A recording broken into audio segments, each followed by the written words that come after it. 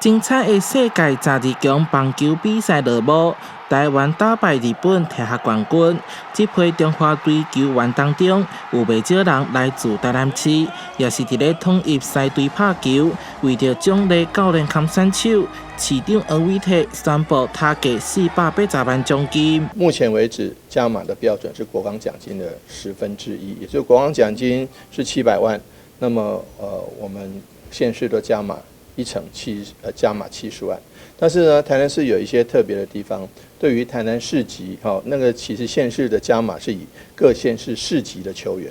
台南市的球员就有林安可、陈杰宪、潘杰凯，佮加上因是统一赛的职业队员，加起来一个人有200万奖金。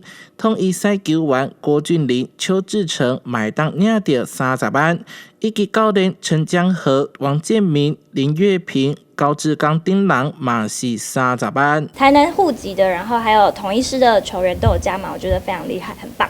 谢谢市长。应援区就只有少大概20出头的人，但是我们要对抗全部东京巨蛋有5万人的日本人去对抗他们的声音，所以其实我们就是每一首应援曲，然后每一首加油，我们都非常的极尽全力的再去呐喊，就是希望可以让球员听到。棒球唔那是台湾的国球，更是挺台湾团结的象征。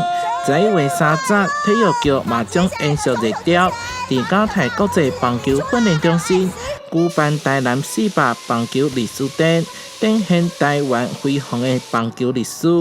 台南新闻所在采访报道。